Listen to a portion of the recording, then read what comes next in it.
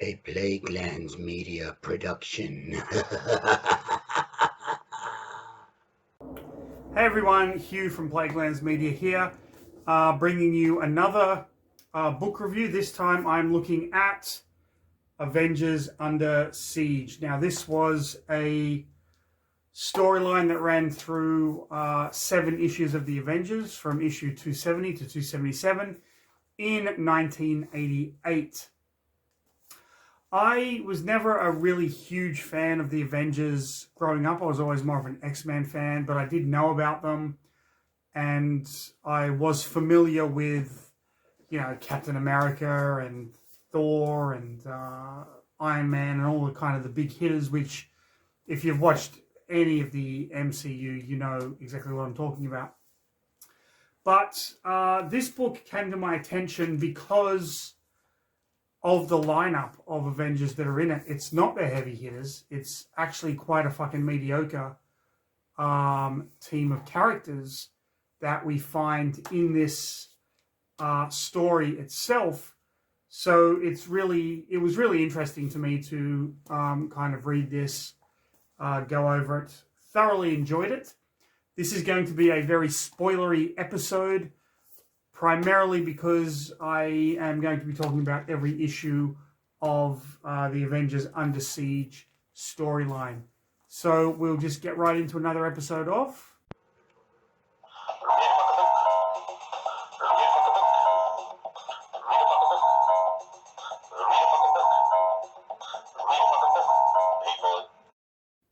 So this is Avengers Under Siege. This is probably my favorite Avengers story. As a kid, I was never a huge Avengers fan. I knew of them. I read a few of their comics here and there. But the team that always held my fascination was the X-Men. What makes this storyline from 1988 running from Avengers number 270 to, I think, 277. So interesting to me, at least, is the roster of the Avengers that they actually have. So on the cover here, there's Thor, Captain Marvel, Dr. Druid, Captain America, and the Black Knight. In the films, we've seen Captain America, we've seen the Black Knight, and spoiler alert for the Eternals, we've seen the Black Knight character. We haven't seen this incarnation of Captain Marvel, and nobody really knows who the fuck Dr. Druid is, unless you're a diehard Avengers fan. Very misleading cover, but you will soon see why. Written by Roger Stern. So we have our kind of thing. So the story starts with people getting pissed off that Namor the Submariner has been inducted into the ranks of the Avengers. And you can see on the cover, we have all of the Avengers that are in this roster. We have Captain America, Hercules, Namor, the Black Knight, Captain Marvel, and the Wasp.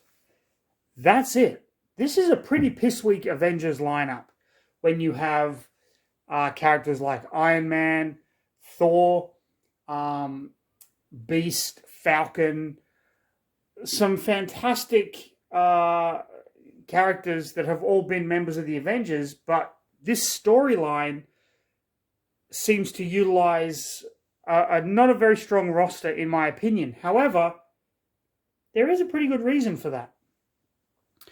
Of course, the art is fantastic. A lot of the old comics had a lot of text, so that it's just kind of people protesting Namor being inducted into the Avengers. And then this group of businessmen have decided, you know what? Because Namor, or Namor, however you want to fucking pronounce his name, I'm just going to say Namor. He once invaded New York. I think that's what's pissing a lot of people off here. and they're going to sue him for damages. And that's the whole kind of crux of this issue.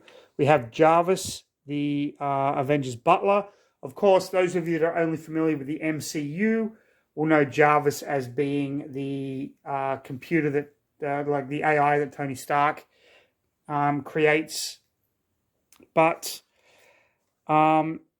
here we get a little bit of the dynamic of the Avengers, where Hercules is pissed off because the Wasp is technically the leader of the Avengers, and he doesn't like taking orders from a woman. Black Knight is in love with Wasp, but doesn't really know how to tell her. So kind of trouble starts, and it's all set off by this character here, who ends up being Moonstone. And so we get some images of kind of Namor saving people, although that doesn't really help his image. And then Wasp goes after Moonstone, chases her down into the sewers. Hercules and Black Knight come down to help. And Moonstone gets arrested, only to be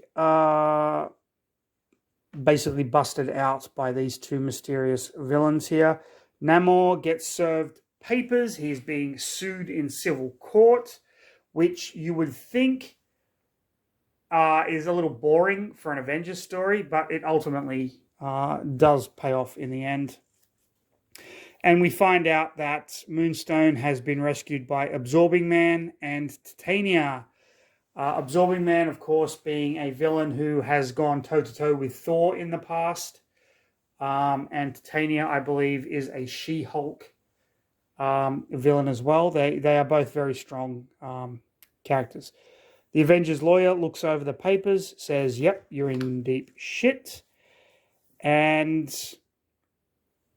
then we have a character coming and telling the Submariner that a tumor has taken over Atlantis and you need to come back because he has rescued your one-time lady love. And that is where we end it. One thing I love about this is it reprints the original comic covers. So here we see Screaming Mimi, Yellow Jacket, and the Grey Gargoyle versus Black Knight, Wasp, and Paladin. So it starts with the Wasp kind of getting pissed off because Hercules has just been a dick. Hercules is like, you know what? Fuck this shit. I'm out of here. And then Black Knight is like, wait a minute. Don't go. And then she storms off. So Hercules goes, helps a dude fix his truck, and then decides to go to a bar. Wasp goes back to her apartment because the security has been tripped, and Paladin is there. Paladin is a kind of a mercenary type character who's strong and agile and whatnot, and has a thing for the Wasp, and I think Wasp has a thing for him too. Captain Marvel goes to see a law enforcement guy. They're attracted to one another. It's not really played out in this storyline because this storyline is so self-contained over the span of like 1 or 2 days. But someone has been busting villains out of prison, the Grey Gargoyle, Whirlwind, and Mr. Hyde. Mr. Hyde, of course, was, I believe, initially a Daredevil villain. But everyone's like, what's going on? You can see there is like so much text here. Captain Marvel goes back to the Black Knight because the Black Knight is a scientist. He's a really interesting character, and I honestly hope they explore this a bit further in the MCU. I would love to see either a TV show or Dane Cook getting his own film. But he actually has a sword that has been like magically enhanced by Merlin. So that's his kind of big thing. You'll see a little later on in the comic, he also rides a robotic saddle. It's fucking dumb. But Captain Marvel's having a bit of problem with her powers. Now, she is not the Captain Marvel that you know from the MCU. This Captain Marvel has the ability to shift her form into different types of energy, light, heat, different types of particles. It's really powerful and really interesting. So Dane is trying to help her kind of get control of her powers. In the meantime, Wasp and Paladin go and kind of interrogate a prisoner who is Yellow Jacket. This is those of you that saw Ant-Man. Kind of the same thing. Same sort of powers, same kind of suit that Hank Pym has invented. So it's all kind of connected. While they are interrogating Yellow Jacket, they are kind of realize that Yellow Jacket's lawyer is in fact the Grey Gargoyle. And the assistant is Screaming Mimi. The Grey Gargoyle, I believe, was initially a Hulk villain. I could be wrong on that, but he has a really interesting ability where he can turn things to stone just by touching them. Like I said in my X-Men, the Kieran Gillen X-Men series, like there are villains that I really like, Juggernaut and Mr. Sinister. So I kind of tried to track down stories that those villains appeared in. Grey Gargoyle is a really interesting villain to me, and I really need to look into some of his storylines. I really haven't read a lot about him, but in this book, he's really cool. So of course they fight, and at the same time, Hercules is off getting drunk, and Captain America is off doing his thing. The Black Knight has sent Captain Marvel to the sun to test her powers. This is how powerful this chick is, that she can actually fly into the sun and not be hurt. I don't know. You get these comic book characters where the power levels are drastically different. If you take a character like Daredevil, for example, whose whole thing is he's blind, but his other senses are heightened, and you put them up against, say, someone like Thor, radically different. With Captain Marvel, the idea that she can turn into different forms of energy, I think, leaves a lot of room for a character like that to be explored. And I really want to track down some Captain Marvel stories to see what they did with this kind of idea of her being able to turn into energy. I think it's very fascinating. So there is a fight between Wasp. Paladin gets trapped because Grey Gargoyle turns the filing cabinet to stone, but he ultimately gets out. Yellow Jacket gets her gear together.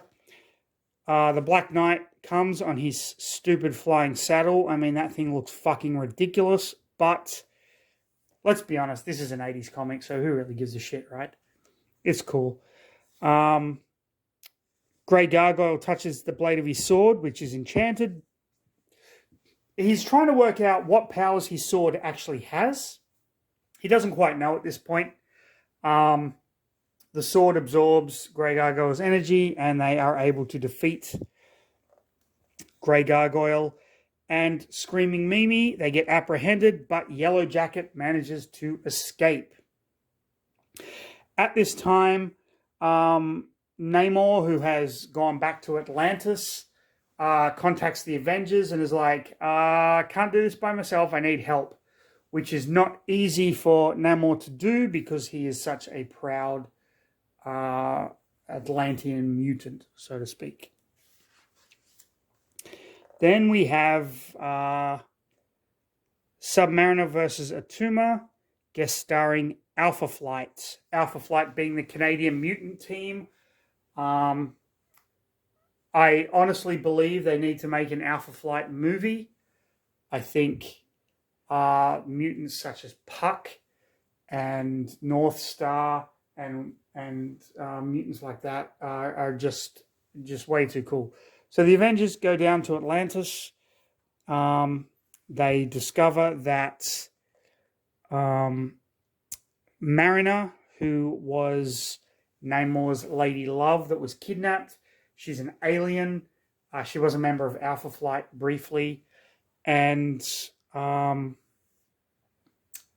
this was the lure to kind of, for Atuma to kind of come down. But Namor has discovered that his people have turned on him. They don't like him anymore.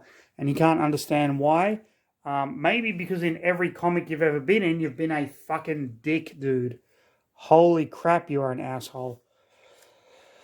So they go to battle underwater, and, you know, all that typical underwater fucking goodness happens. If you've ever read an Aquaman comic, you know what this is. Namor beats Atuma up. There's a lot of fighting. And then he discovers that Mariner is a hideous fucking beast that looks like, you know, my grandmother's turd or whatever. And then Captain Marvel starts to understand Namor a little bit better. And so you get some cohesion with the team. But at this point, Namor is like, I've got to go. I can't fucking do this anymore. And then the Masters of Evil strike. Who are the Masters of Evil, you ask? Well, they were initially a team of supervillains led by Baron Zemo, who would come up against the Avengers. It's kind of like the evil Avengers. Just like you've got the X-Men and the Brotherhood of Evil Mutants, you've got the Avengers, you've got the Masters of Evil. They just go together like salami and day old cheese. I don't know. That was a fucking bad analogy. Whatever. Okay, so we have issue 273 now of the Avengers. Now, the Avengers comics sometimes did this. Because it was the 25th anniversary, they put all the characters around the border. So Hercules is getting fucking maggoted in a bar, showing off. And he throws a guy out the window. This guy's kind of pissing him off, talking about how you take orders from Wasp. Realizes what he's done and protects the guy ultimately. And then we get our first look at the Masters of Evil. We have Yellow Jacket. We have the Wrecking Crew. So I believe this is Wrecker. The Wrecking Crew is made up of Thunderball, Pile Driver, Wrecker, and another one that I can't remember. And then we have Baron Zemo. How can Baron Zemo be alive? Baron Zemo was dead. Well, this isn't the Baron Zemo that you all know and love. This is Baron Zemo's son. Wait, how can the son be alive? You'll find out later. And Moonstone and Baron Zemo are vying for control of the Masters of Evil. We have Captain Marvel on the moon doing kind of experiments. Then she goes to Paris because it's breakfast time in Paris and she wants some breakfast. Very bizarre, but okay, whatever. So the big plot of the Masters of Evil, Baron Zemo has realized after observing the Avengers that Captain Marvel is the one who is the most threatening to his plans. So they have this character, Blackout, that Moonstone has been kind of working with. He's a little bit fucking crazy, a little bit nuts, but Moonstone is controlling him, and he is the key to defeating the Avengers. So Baron Zemo kind of stages a fight between Mr. Hive and Piledriver, showing basically just to show that he is in complete control to Moonstone, and Moonstone is like, oh, okay, he's got control of everyone. Wasp and Black Knight go to a charity event, which Paladin shows up to, and Wasp becomes infatuated with him. Black Knight, of course, who's in love with Wasp, is all kind of pissed off about this, and Baron Zemo is kind of watching and observing and using this to his advantage. So he gets the Masters of Evil together. We have the Wrecking Crew, Blackout, Mr. Hyde, Titania, Absorbing Man, Tiger Shark, Bulldozer was the other one. So there's Bulldozer, Piledriver, Wrecker, and Bulldozer, Piledriver, Wrecker, Thunderball was the other one, and Goliath. And these are Fixer. So these are the new Masters of Evil. Now, what you will notice is it's primarily strength-based villains. The Wrecking Crew, Absorbing Man, Goliath, Titania. These are all villains that utilize strength as their main kind of power. So they talk about the upcoming plan. Moonstone decides to challenge Baron Zemo, and Blackout puts her or encases her in the dark dimension, and she kind of realizes she doesn't have control over him anymore. And they basically head towards the Avengers mansion and break in.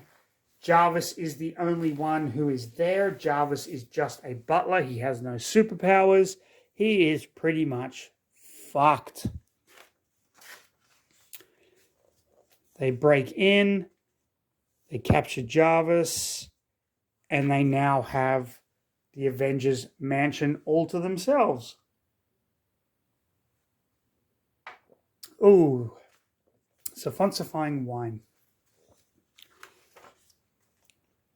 Okay, Hercules' Last Stand, issue 274, Divided We Fall. The Black Knight comes back to the mansion and is promptly set upon by Mr. Hyde, who defeats him really easily. Yellow Jacket doesn't even have to do anything. And they contact Captain Marvel. Captain Marvel comes to the Avengers mansion where she sees Jarvis tied up and the Black Knight tied up. And Blackout promptly sends her to the Dark Dimension, whatever the hell that is. Captain Marvel's powers are energy-based. This effectively takes her out of commission.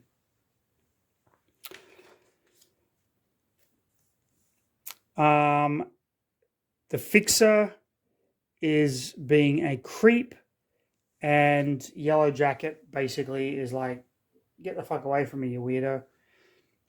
The Fixer is an electronic whiz. He can do wonders with computers, machinery. He basically redesigns the defenses of the Avengers mansion. Here we have a lovely shot of the Wasp relaxing by the pool in a string bikini when Captain America jumps out of a helicopter onto the diving board, as you do. The reason he has done this is because he contacted the Avengers mansion and let her know that Whiplash, or Whirlwind, I should say, was freed from prison. And apparently Wasp, Janet Van Dyne, former wife of Hank Pym, was blasé about it, which she would never be. So Captain America is like, okay, there's something wrong here. Hunted her down, and they realized that there's something wrong at the Avengers mansion. They go there. They find that the Avengers mansion is being torn apart by the Masters of Evil, who are looking for loot, as they put it. She realizes something is definitely wrong. She finds Jarvis and the Black Knight. The Black Knight is unconscious. In the meantime, like, Hercules has been drinking with this woman, and she's been giving him drugged alcohol, but she doesn't understand why he's not passed out. She drops him off at the Avengers mansion, and Wasp basically says, hey, you got to come with me. And he's like, fuck off, you're a woman. I don't talk to women like you. Fuck off. And then Steve Rogers, in disguise, leads him over to this van, and they let him know that the Avengers mansion has been taken, and he freaks out. He's like, fuck this shit, I'm going in there. And he goes in there, and then what happens next is one of the most brutal fights in comic book history, in my opinion. He goes after Tiger Shark.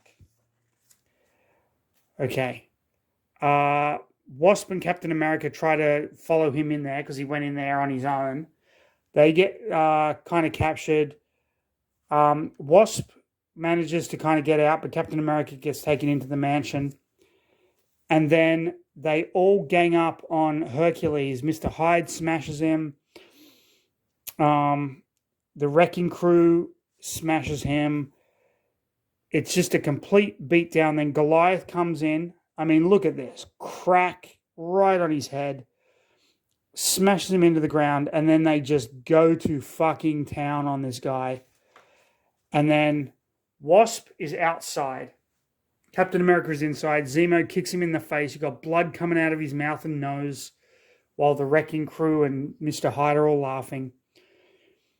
They spit Hercules out, and they can't find a pulse. Next issue, even a god can die. If you're a kid in the 1980s, an Avengers fan, and you got this issue and you took it home and read it, and it ended with that, and you've got a month to fucking wait until the next issue, are you kidding me? That is the cliffhanger of all cliffhangers. That is phenomenal. I was going to stop reading this at this point. I had something else to do, and I just went, oh, no fucking way. I've got to keep going with this. And then you get the cover of the next issue is Wasp and Ant-Man, the Scott Lang Ant-Man, which is the Ant-Man from the MCU, standing next to Hercules in a hospital bed with Absorbing Man and Titania. Now, Absorbing Man has gone toe-to-toe with fucking Thor. If you're any Avengers fan, any Marvel fan, you would know this. And then he's fighting Ant-Man and the Wasp? Are you fucking joking, guys? This is insanity right here. But let's continue. News story, basically talking about, something's going on, and the Hercules is in hospital. You have Moonstone and Blackout on the roof of the Avengers mansion, because he has actually, Blackout has created a covering over the Avengers mansion so no one can come in and the military can't find a way through. They're still smashing up the Avengers mansion, and Baron Zemo now has Captain America hostage, and Captain America can see Jarvis and the Black Knight. Meanwhile, they're trying to resuscitate Hercules, but his skin is too tough. They can't get a needle through.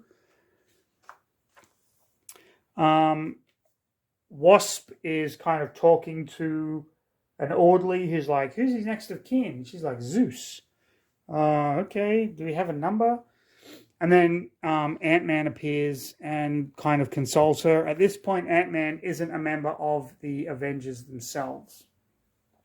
Baron Zemo is torturing Captain America a bit. He's smacking around Jarvis. And Captain America's like, you should be dead. And he's like, I'm not going to tell you how I died. Like, this Baron Zemo is cool. He doesn't monologue. He doesn't fucking do that thing where he's like, hey, Mr. Bond, here is the elaborate death trap I've placed you in. He's like, you'll never fucking know how I survived. And then the fixture's like, how did you survive? And he's like, well, I'll tell you because you're not Captain America. And you find out that he was in a fight with the daughter of Red Skull, and she thought he was dead, but ultimately he wasn't. He survived and he got away. Captain Marvel is still flying around. She sees a spot of light in the distance of this kind of dark dimension. But when she goes there, no, it goes away. Ant-Man is consoling Wasp. Wasp thinks she's a failure as leader of the Avengers, and he's like, oh, calm down. And then they are told that Hercules has died. So she goes in there to say her final goodbyes, but there is a blip on the heart monitor, meaning Hercules is not dead. He has just got into a coma where his heart beats once every 10 minutes because he is Hercules. So there you go. But then there is a rumble, and Absorbing Man and Titania attack the hospital because, well, they're villains and they're dicks. Absorbing Man, of course, he can touch anything and kind of become that. So when he touches metal, he becomes metal. When he touches stone, he becomes stone. Just watch any playthrough of Marvel Champions on my channel or Dale the Casual Gamer, and you will understand the dynamics of Absorbing Man. So look up Marvel Champions, Absorbing Man. I've done a playthrough with him. Dale the Casual Gamer has done numerous ones. You get the idea of the character by watching those videos. Highly recommend it, especially Dale's. They are fantastic. Okay. Baron Zemo is watching this, and he basically tells Captain America, you know what? Look at your shield. This is your original shield.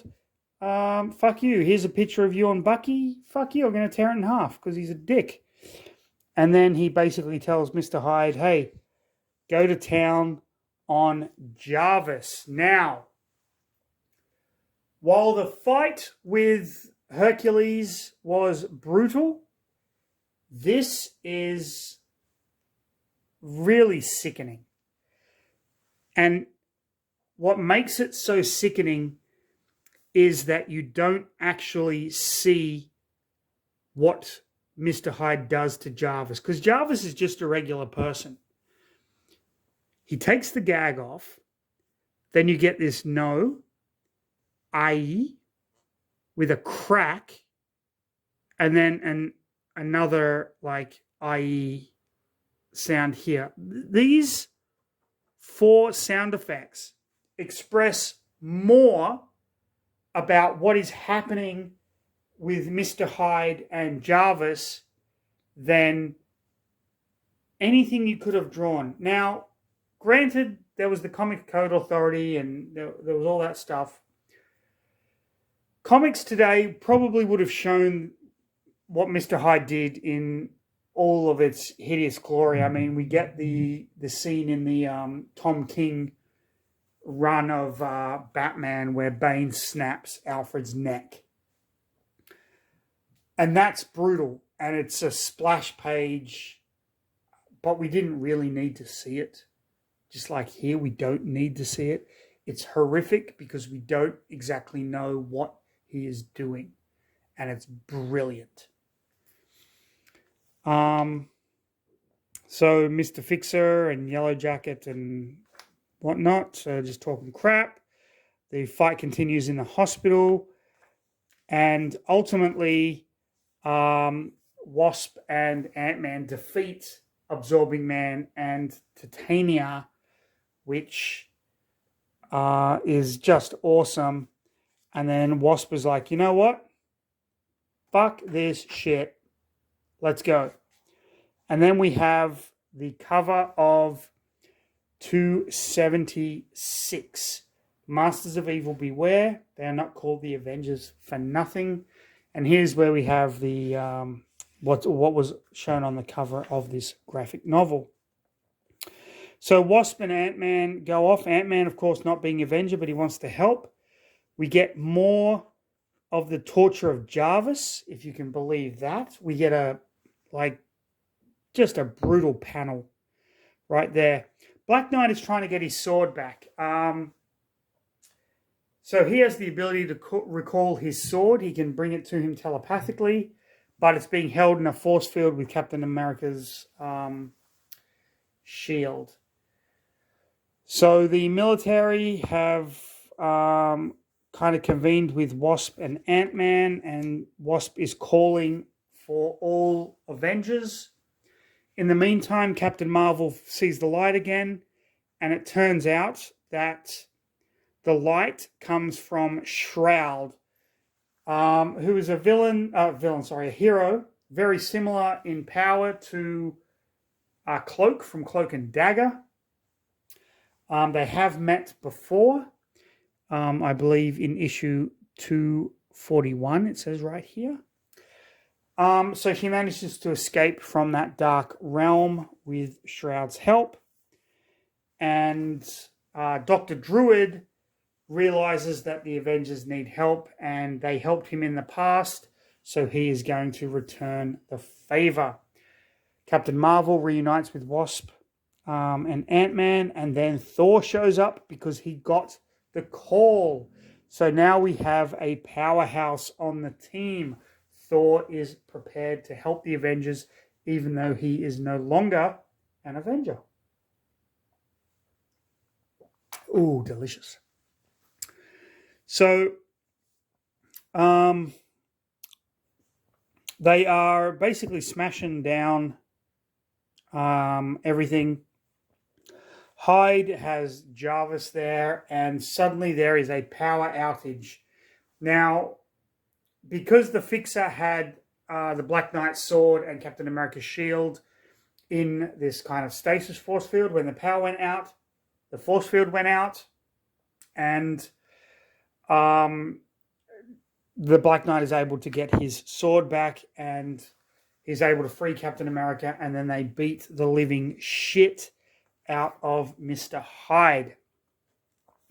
Captain Marvel appears, along with Wasp and Thor. They recover Jarvis, but Jarvis is in need of some serious medical attention. Baron Zemo, realizing, oh shit, my plans are fucked, starts to kind of call for the retreat. Dr. Druid, on the other hand, comes to the Avengers Mansion, contacts Blackout, and gets him to drop the shield that is around the Avengers Mansion. Ant-Man beats the shit out of Fixer, and suddenly the Avengers have the upper hand. Or do they? Yes, they do, because Captain America realizes that the Wrecking Crew is going to ambush him, and he dives over them. Thor takes away the powers of the Wrecking Crew, putting them all into Wrecker himself. But then Goliath turns up, and Goliath wants to take on Captain America. Dr. Druid goes up onto the roof where Moonstone and Blackout are. Captain Marvel appears. There's a fight, and Moonstone flees. Dr. Druid is on the roof with Blackout. Captain Marvel tries to stop Moonstone, but Moonstone smashes into a cliff wall at 100 miles an hour, basically, and Captain Marvel is worried that Moonstone has broken her neck. So here is a great example of the hero showing sympathy for the villain, because Captain Marvel realizes that Moonstone wasn't the one that ordered Blackout to put her in the Dark Dimension. It was actually Baron Zemo. Baron Zemo appears on the roof, shoots Dr. Druid with a paralytic dart, and gets control of Blackout once again. Captain Marvel realizes that Blackout has the capacity to send all of the Avengers into the Dark Dimension and needs help. Next issue, The Price of Victory. What a fantastic cover. Avengers 277.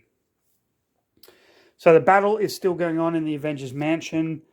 Wrecker now has all of the powers of the Wrecking Crew. So his strength and everything is enhanced by 4. They want to move Jarvis, but they can't at the moment. Wasp wants to go and help Captain America, and Thor, Black Knight, wants to go with her, but she's like, you need medical attention too, because dude, you've had a concussion. But he's like, yeah, whatever. So the fight continues. It is just awesome.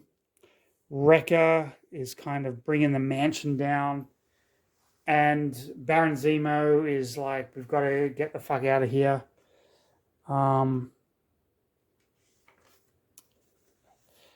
But what ultimately happens is that Dr. Druid manages to get through to Blackout. Even when he's paralyzed, his mind is still working. And so Baron Zemo is trying to control Blackout while this fight is going on. So there's kind of 2 storylines happening here. Thor takes out Goliath. Yellow Jacket manages to kind of help Captain America. And then the military come in, and Captain America is like, okay, don't come any closer.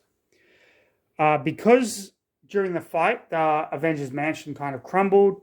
So Yellow Jackets, the craft that Zemo had to escape falls down, and Yellow Jacket basically surrenders. I know when I'm beaten.